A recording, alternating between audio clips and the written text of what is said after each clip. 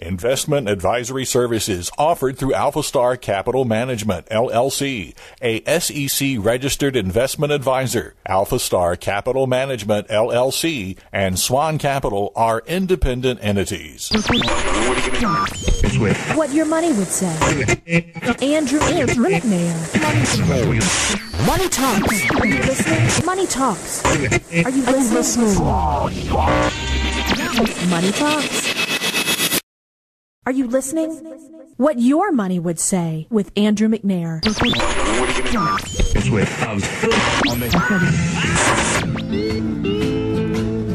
We're live here on What Your Money Would Say. I'm your host, Andrew McNair, and for the next 30 minutes every Saturday from 12:30 to 1 o'clock here on WCOA 1370, I will be your retirement resource. On What Your Money Would Say in SWAN-Capital, we like to take financial chickens and make them financial swans. Because we believe as a retiree, you deserve to sleep well at night. You've worked your entire life to get to this point. You've put kids through college, which we're going to talk about today. You saved money in your 401k. And even while you were going through this process, you were, giving to your church and your charity and what you hold most dear. And it's time when you've reached your golden years that you can finally sleep well at night.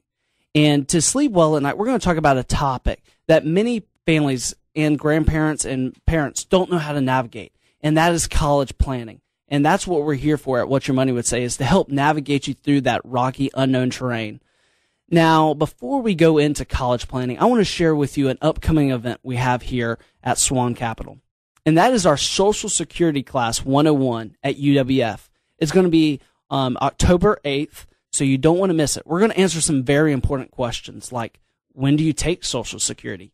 As you're approaching retirement, you may be 55 or 60 years old, and you're saying, I've heard I could take it at 62, 66, or 70, but I have no idea when to take it. That's what we're going to answer at that class. We're also going to talk about the future of Social Security. Is it going to be there for me? And then finally is, how do you maximize benefits? Because when you get to retirement, every dollar is going to count. And at that Social Security class, we're going to answer those very important questions. The tuition is about $35. It's October 8th. It's a 2-day class, 1 hour each class, so not too long. And you can RSVP at swan-capital.com. That's swan-capital.com. And while you're there, like us on Facebook, follow us on Twitter, and sign up for our weekly market update so you can stay abreast of the market. Now, remember, this show is live, so we'll be happy to answer any college planning questions you have on the air.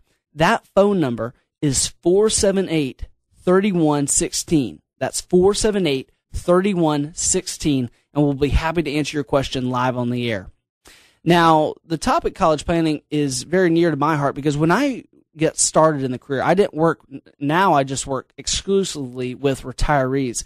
But I worked with a lot of families that were just getting out of college early in my career, and they were just burdened with so much student loan debt. And my heart went out to them because, it was a rocky road ahead for them. And they knew it and I knew it.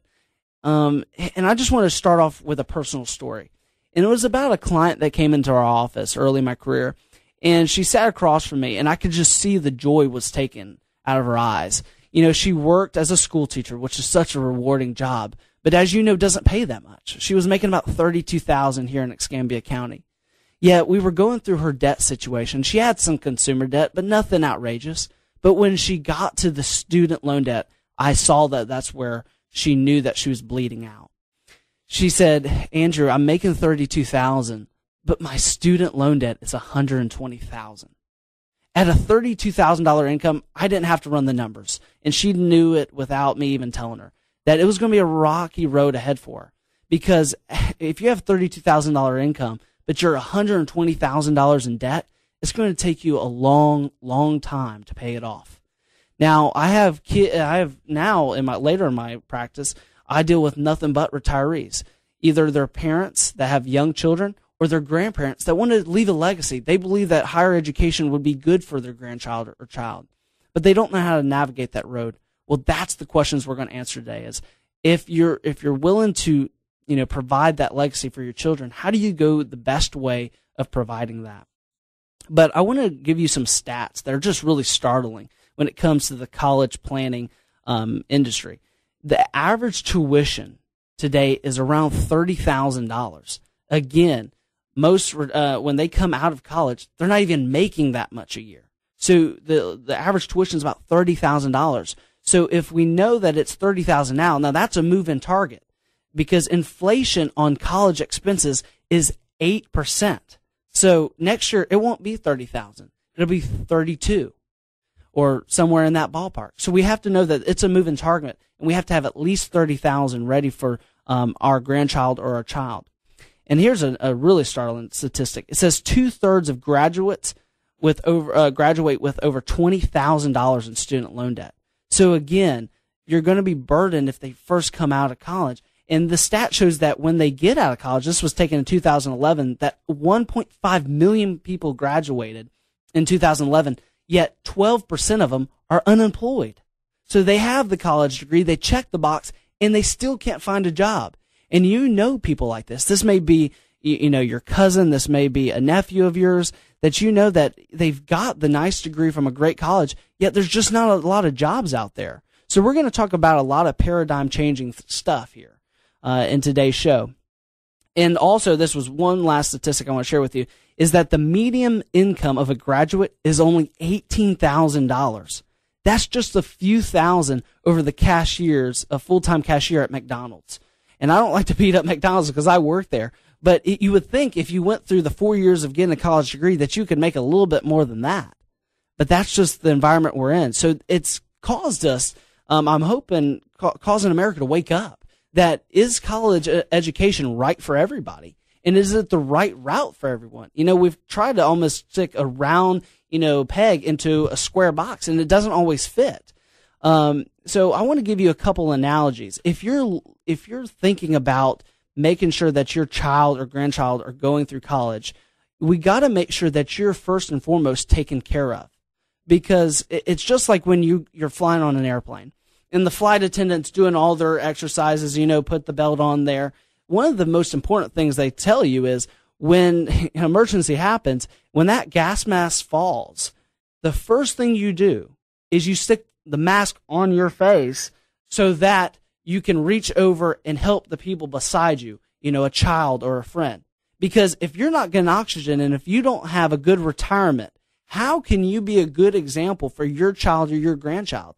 I have tons of clients that come into my office saying, well, Andrew, we have $200,000 in our 401k. We're 5 years out from retirement, but we want to make sure that our kids can go to college. And I show them by going through one of our processes called the lifetime income process that they're not going to be able to retire the way that they think if they stop there with $200,000 in their 401k.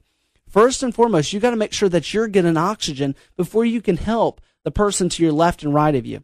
And again, I have lots of, sacrificial parents, what I like to call them, is they say, well, it's not about me. I just want to make sure that they have a good start.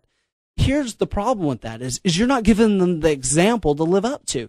The example that, yes, we'll take care of the generations coming up, but if you don't take care of yourself first, they're going to be taking care of you. And I know you don't want to be a burden on your kids. So if you've got your finances taken care of, which I highly encourage, you call and schedule an appointment at SWAN-Capital so we can give you that, second opinion. Make sure that you are ready to start college planning. Or no, we got to work on your finances first for the next 5 years, and then we can start planning for your kids or your grandkids' college. So again, we want to make sure that the mask is on you first before we take a leap into doing that. Now, before we go into the potential investments that you can invest in to prepare your child or grandchild for college expenses, I want to share with you 5 tips that I've picked up over my time of meeting with clients and meeting with families. And here's the 5 tips. The first one is don't tell them it's paid for. And I have to share with you is I lived through this one. And I didn't have all my ducks in a row when I was in high school. I had too much fun, and I have plenty of evidence to show for it. I have a pretty big record there at Tate High School. And when I was going through high school, I was just having a good time. I didn't worry about my grades. And when I passed through that stage and they said, you passed with honors, I about chuckled because I had no idea I even had that kind of grades. And here's why.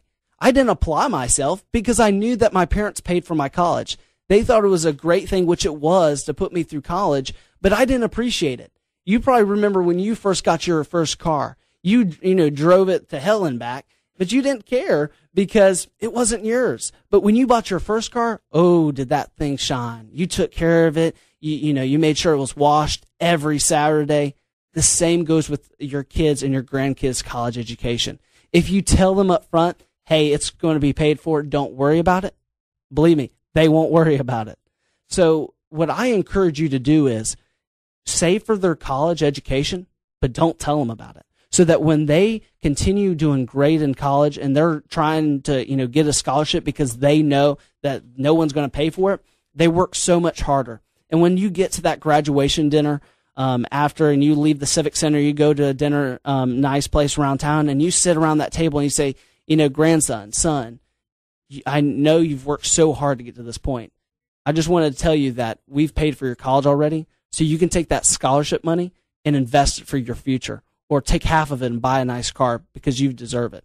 See, that's kind of the legacy you want to teach, is that you should work hard because it builds character, not that someone's going to give you a handout. So that's the first step. Don't tell them it's paid for. The second, now this is kind of controversial. I have many clients that say, Andrew, my child is already a full-time student, and they couldn't pay for their college because they're a full-time student.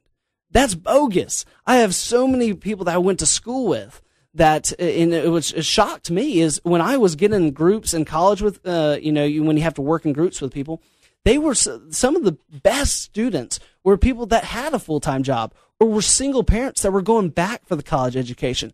Again, they appreciated more, and they knew that it took some hard work, and they knew how to manage their time effectively. If your kid is a full-time student, I encourage them to take a leap of faith and become a part-time worker in the job force so that they can learn some on-job experience. How sad is it to get a formal education, textbook knowledge, and have no people skills? That won't get you far. In the workplace, it's 85% people skills and maybe 15% technical skills. So you want to make sure that they work part-time. So the second is work. The third is require them to apply for scholarships. I saw in my high school year, my senior year, I saw tons of kids, filling out essays, trying to get college paid for before they got to that point because they knew no one was going to pay for it for them. So they were doing the work to get those scholarships. And scholarships are out there. There's millions of dollars available, but you have to go get it. They just don't hand it out to you. You have to go work for it. So require them to apply for scholarships. The fourth is if they choose to not go to college, it's not the end of the world. Some of the most successful people I've met in my career are people that didn't go to college, but they had the 3 Ds. They had drive, which is so important. They knew that they had to work hard, and they knew that they had to get up early. They had direction. How many times have we seen students that switched their major 3 or 4 times? Again, they were wasted their time and their parents' money. So to be successful in life, you need the 3 Ds, drive, direction, and the last is discipline. Again, college teaches you some discipline, but there's nothing better than on-job experience. And the sixth, which is probably the most important thing I'll probably say all today, even when I get to the investments and where you can save your money in college, is self-education. Jim Rome said it beautifully. He said, formal education will get you a job. However, self-education will make you a living. I've seen many college classmates of mine, once they graduated college, that was it. The check was in the box, and they never read a book again. When I started college, I read about a book a week throughout college. And what I realized is that reading the book about my profession, reading books about what I was interested in, prepared me more for my profession and my career and my practice and my business than my college degree did, which shocked me. But I would hold that more valuable than my college education. So again, self-education is hugely important. Now, before we talk about the investments on where you can save money for your grandchild or your child, we're going to take a quick break. But when we get back, we're going to dive deep into the investment choices you have available for you so that you make the right decision when trying to leave your legacy.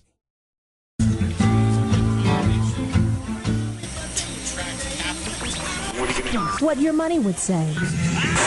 Today's financial landscape can be rough. One of the most important aspects of planning is choosing the right guide to help you navigate the road to retirement. Andrew McNair and the team at SWAN-Capital is dedicated to providing the very best service in the retirement planning industry today. SWAN-Capital is a full-service independent wealth management firm dedicated to providing guaranteed custom income plans that you cannot outlive. Contact Andrew McNair at SWAN-Capital 850-380-9558. That's 850-380-9558. The difference between SWAN-Capital and you retire once.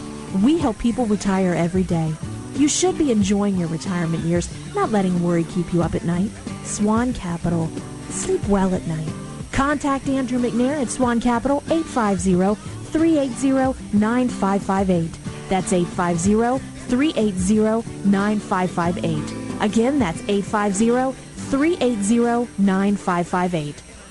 The Veteran Benefit Project, founded by Andrew McNair, president of SWAN-Capital, is a nonprofit organization dedicated to helping veterans and widows of veterans with long-term care expenses by qualifying for the VA's Aid and Attendance Benefit. Learn how to receive over $24,000 per year from the VA towards long-term health care. There is absolutely no fee associated with our assistance to the veteran, the widow of a veteran, their families, or any retirement community. Our goal is to preserve the dignity of the veteran and to reduce the dependency on the Medicaid system. Again, learn how to receive over $24,000 per year from the VA. Contact the Veteran Benefit Project 850-380-5137. That's 850-380-5137. 850-380-5137. Look us up on the web, veteranbenefitproject.com. At the Veteran Benefit Project, we are committed to helping you secure the benefits you deserve.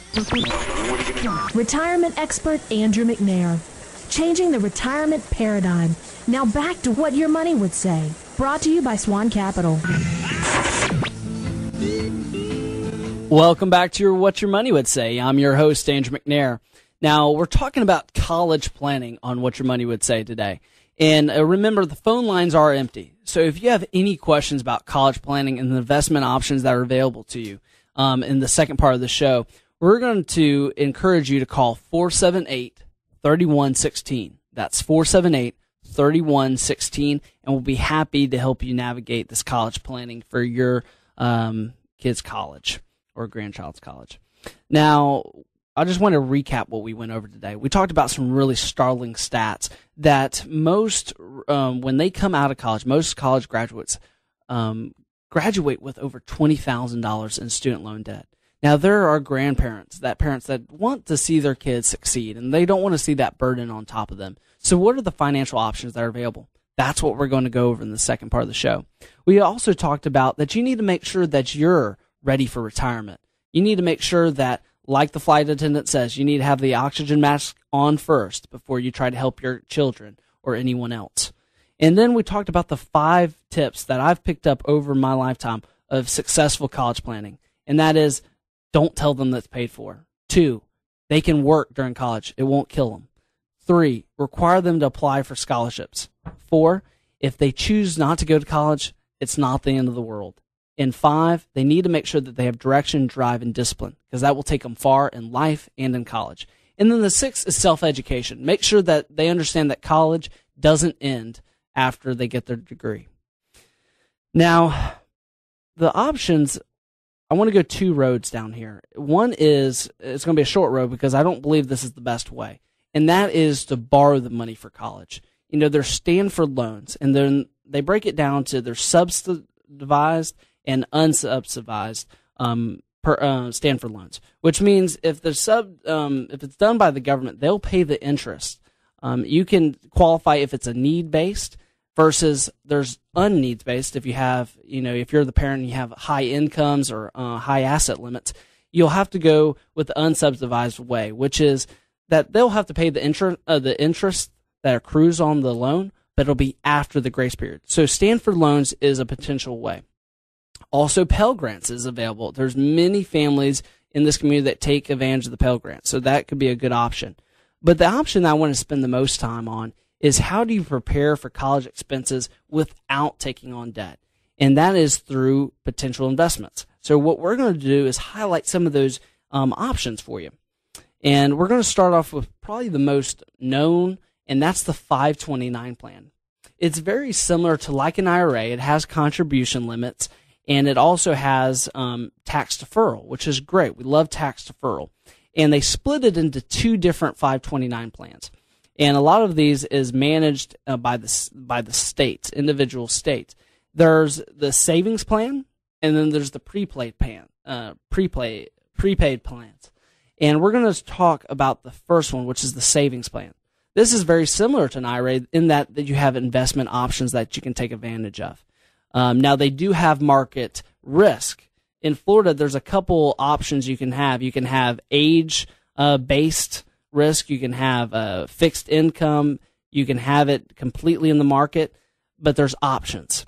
Now, here's the problem with that, though, is if we're investing college expenses, let's say we have a 6-year-old and we're starting college planning a little bit later at age 6, we're not starting when he was first born, we have about 12 years to start saving for retirement. However, if we're taking risk with this money, with these hard-earned dollars, that there's a potential loss down the road. See, what's sad is lots of families had money in 529 plans, but they wanted to graduate high school in 2008. So when they graduate in 2008 and their 529 plan was down 30%, what does your child or grandchild do? Do they just wait to go to college? Of course not. So what they did, they have to take a loss on the money that they didn't expect to take losses on.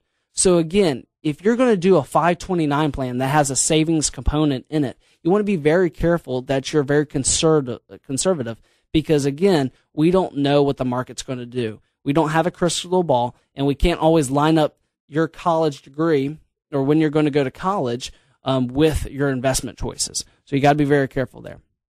The second one I'm a very big proponent of, is the prepaid plans. This is a 529, but allows you to buy units at the local state universities, which is great because a lot of times it allows you to lock in the cost. So we talked about the average cost of college is $30,000. Well, it locks in that $30,000 mark today. So as it goes up at an average 8% inflation rate, that you're keeping up with inflation. Now, again, there are some restrictions. It's ideally spent on college expenses. That's how you get the greatest benefit. But what happens if your child decides he doesn't want to go to college? What then? Well, it is transferable to another child, which is great. However, if none of them want to go to college, then you just have to take your money out and you didn't make any rate of return for the last 12, 15 years, which could be a real loss because time is money. So you have to weigh the pros and cons on each plan you do. So remember the 529 plan, there's a savings plan, and then there's the prepaid plan, which means you buy units of the state universities. And these are done, the savings plan is done through mutual fund companies. And then the prepaid plan is done through the state's agencies that they tell to do it. So again, I like the prepaid plan because it locks in the price of college with no market risk, which is ideal because you do not know what the market's going to do. One of the second most things I see for families is they buy savings bonds. So they build a bond portfolio for their grandchild or their child.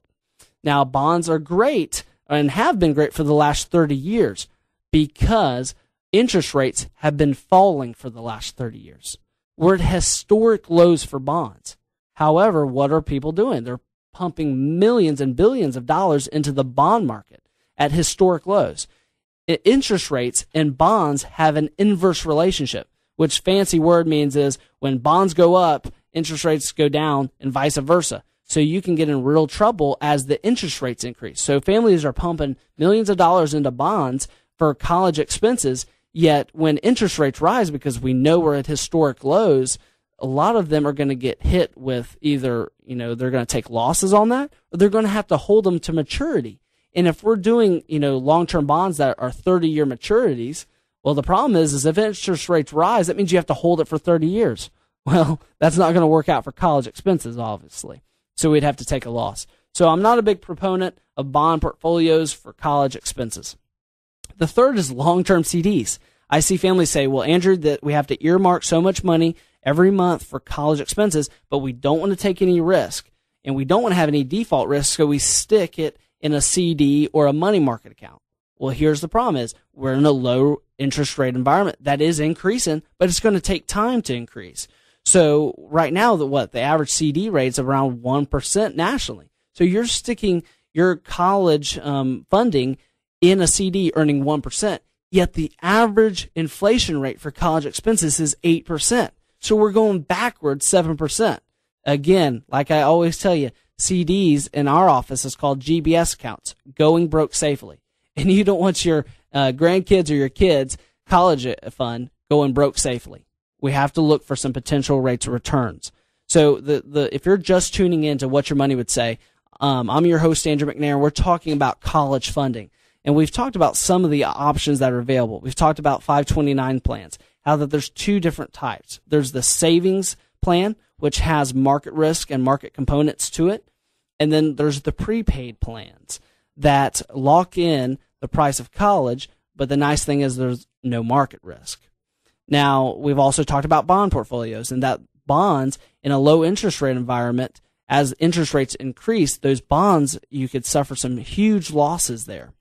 And then the third is long-term CDs and CD laddering. The problem with that is we're in a low interest rate environment, and they're not paying enough interest to keep costs, to keep up with the inflation rate for college. The last thing I want to talk about is another one. I'm a big fan of the prepaid plans, is life insurance. Most families say, life insurance, well, that doesn't make sense for college planning. Well, here's why it can be a great potential asset for your college planning strategy, because here's the thing is, obviously death benefit is not what we're going for life insurance. God, we hope that we never use it, the death benefit on our child. But we like the cash value buildup inside it. We can use that as a tool to help pay for college. And here's why. Here's some of the great advantages of using the cash value of a life insurance to pay for college education. First and foremost, again, we can't afford any market risk. In the life insurance, we're not going to have any market risk as long as we use whole life insurance. If we use IUL and some of those other fancy stuff, we might. Again, we're talking about college. We have to have safety, no market risk. The second is tax deferred. I like that the 529 plan had tax deferral. So does cash value of life insurance. But again, there's restrictions that we have in the 529 plans that we don't have in high interest paying cash value life insurance. The third, which I love, is tax free. You can pull out on the 529 plan the money tax free for college expenses, but if you tried to take it out for something else, it's not going to have the same tax advantages. Life insurance is not the same way. You can take that money out and spend it however you would like, tax-free. And at SWAN-Capital, we help families learn how to do that. The next thing is you have control. Not some state fund is managing your 529 plan. Actually, you would control the insurance policy that controls the cash value in there. And the next thing is, and very few assets have this, is collateralization. We understand that if you start a 529 plan or a bond portfolio for your kids' college and they don't want to go to college or they need to buy a car along the way, what, do you take a loan against the long-term CDs? Well, obviously we don't want to do that because, again, the CDs aren't making a high interest rate. And how does the child pay it back? With cash value life insurance, we can take a loan against it and it doesn't affect the earnings. That's called collateralization. Huge benefit there. So if you're looking at college and how to pay for it, check out prepaid plans and very high interest paying whole life insurance. Again, that's what we do at SWAN-Capital. We help our clients navigate the college funding, but we want to make sure that you first have the mask on you so that you're protected before you help the people around you. Again, I look forward to seeing you next week on What Your Money Would Say. We're going to talk about divorce and how do you travel down that landscape, because again, it's a very emotional process, but it can get even more emotional when you throw finances into it. I look forward to seeing you next week on What Your Money Would Say.